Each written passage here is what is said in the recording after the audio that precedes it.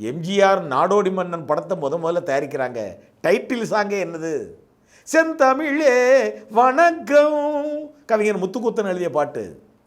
தன்னுடைய படம் பிரம்மாண்டமாக தயாரிக்கிறாரு, இவர் துட்டு போட்டு தயாரிக்கிறாரு. படத்தை மசாலா படமாக தயாரித்தா தானே ஓடும். அப்படி நினைக்கல. படத்தினுடைய டைட்டில் சாங்கே செந்தமிழே வணக்கம். எத்தனை படங்களில் படத்தில் டைட்டில் சாங்லே கிளப் டான்ஸ் போட்டிருக்காங்க. இன்னும் எத்தனை படங்கள் வந்துக்கிட்டு இருக்கு. ஆனால் எம்ஜிஆர் ஏன் தமிழுக்கு அங்கே கொடி பிடித்தார்? அது மட்டும் இல்லைங்க, நாடோடி மன்னன் படத்திற்கு பிறகு பொன்னியின் செல்வன் காவியத்தை தான் படம் எடுக்க எம்ஜிஆர் நினைச்சாரு.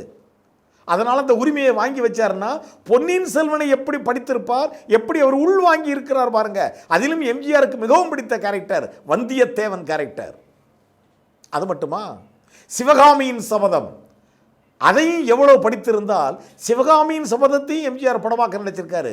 அந்த ஒரு ஆசையை தீர்க்கத்தான் டைரக்டர் சங்கர் டைரக்ஷனில் கலங்கரை விளக்கத்தில் எம்ஜிஆர் பொன்னெழில் பூத்தது புதுவானில் அந்த பாட்டில் எம்ஜிஆர் நரசிம்ம பல்லவன் வேடத்தில் தோன்றியிருப்பார்.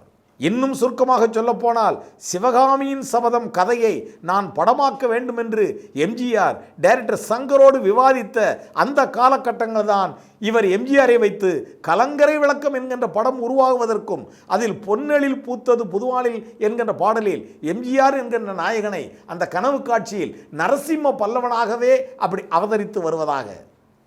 ஆக எத்தனையோ தமிழ் இலக்கியங்களை படித்தவர்.